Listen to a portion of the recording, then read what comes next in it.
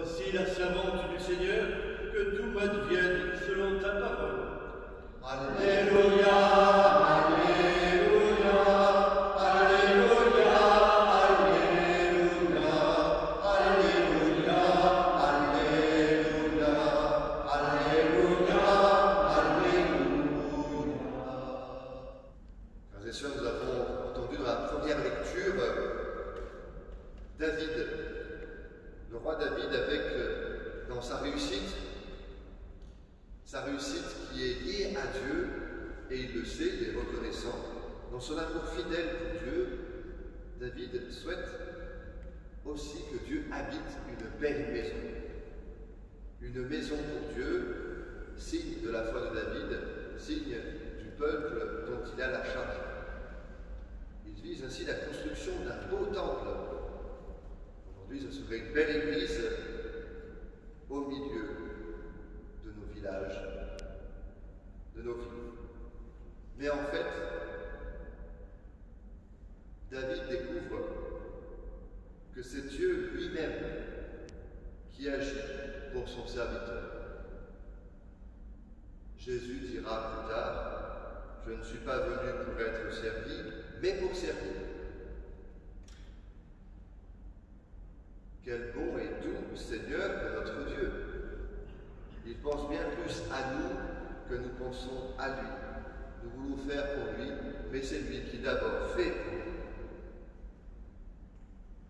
Dieu, par son prophète, dit à David, « Oui, je t'apporterai la tranquillité en te délivrant de tous tes ennemis. » Le Seigneur veut nous apporter la paix en nous délivrant du mal qui est en nous et autour de nous.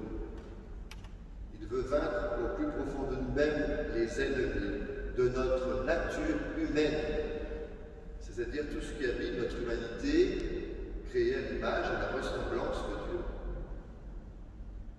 La fidélité de Dieu est de toujours à toujours, nous l'avons chanté dans le psaume, et la royauté n'échappe pas à la lignée de David, c'est Jésus, Joseph, descendant de David, qui donnera cette filiation.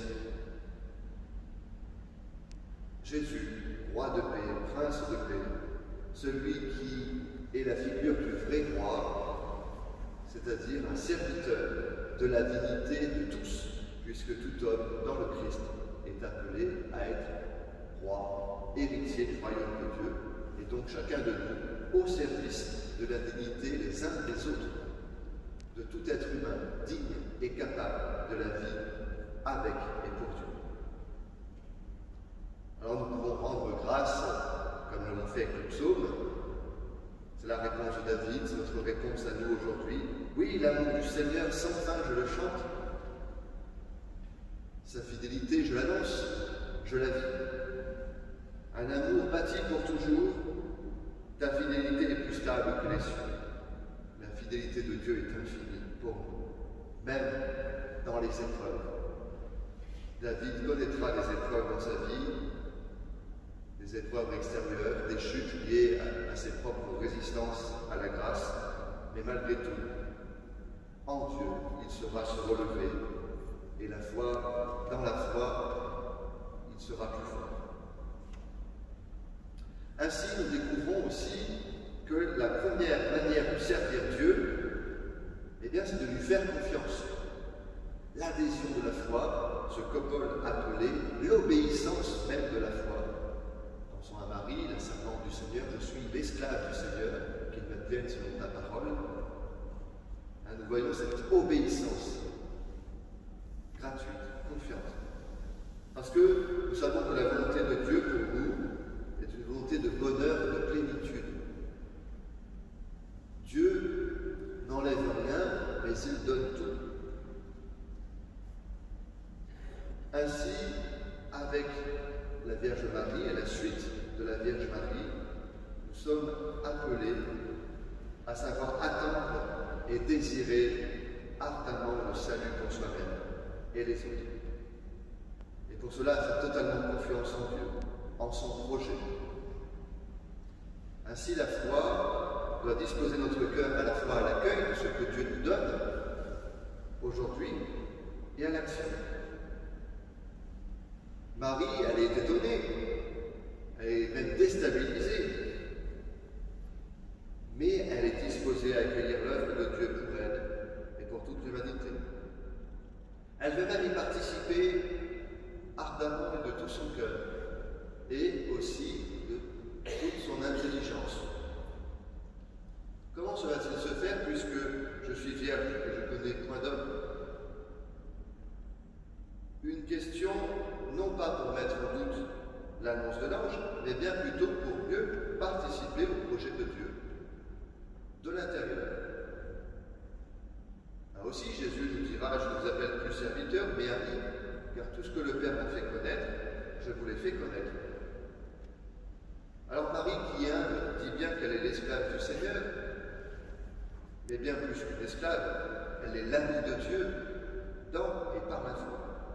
Elle est la coopératrice du projet de Dieu par son oui. Un oui confiant, un oui audacieux. Ainsi, participant au projet de Dieu, elle devient aussi la servante de la vérité. Alors, elle peut aussi vivre, et elle est le signe de cela, ce que Jésus nous disait aussi, que la vérité vous rendra libre. Je vous invite pour terminer à contempler la liberté de Marie. Elle est libre, pleinement libre, déjà par rapport à de quelconques hésitations qui auraient pu la traverser. Pourquoi moi? En suis-je capable? Non, Marie ne se retranche pas derrière ces hésitations. Est-ce qu'elle lui passe par la tête? Je n'en sais rien. Mais elle est tellement libre qu'elle fait confiance en Dieu. Elle est libre aussi par rapport au qu'en dira-t-on, qui adviendra. Ah, d'où vient cet enfant? Qu'est-ce qu'elle se passe? Pour qui se prend-elle? Elle est illuminée. Ah, les gens, voyant Marie, auraient pu penser cela. Marie reste libre par rapport à tout cela. Elle est ainsi libre de recevoir et de donner. Et elle sera libre alors de redonner son Fils sauveur à toute l'humanité. Pensons aussi à la liberté de Marie, dans la foi, au milieu même des ténèbres, en voyant son Fils meurtri sur la croix. Voyons aussi notre humanité ainsi défigurée. Cette liberté, attention, n'est pas indifférence, mais au contraire, cette capacité à traverser les épreuves humaines, les souffrances humaines, en étant revêtu de la lumière de Dieu. Et c'est la liberté, finalement, la pleine liberté que Marie verra au matin de Pâques. La résurrection de son Fils et en lui celle de l'humanité. Ainsi, Marie était libre de dire oui, et parce qu'elle était libre, elle ne pouvait dire que oui devant le oui de Dieu, c'est-à-dire l'accomplissement de Dieu pour ses promesses de nous sauver. La réponse de Marie est très belle.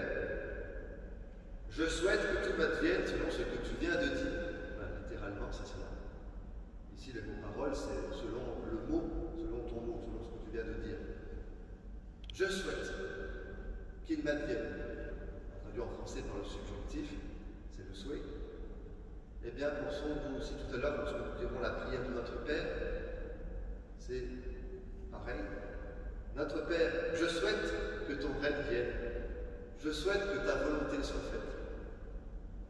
J'ai super envie que ta volonté soit faite. J'ai super envie que ton règne vienne. C'est ça qu'il y a derrière. Notre-Dame, Vierge Marie, Notre-Dame de la vérité, cette vérité qui rend libre, toi la Mère de Jésus, lui qui est le chemin, la vérité et la vie, priez pour nous, afin que nous aussi, nous soyons pleinement libres de dire oui à la volonté, à l'amour de Dieu pour chacun de nous.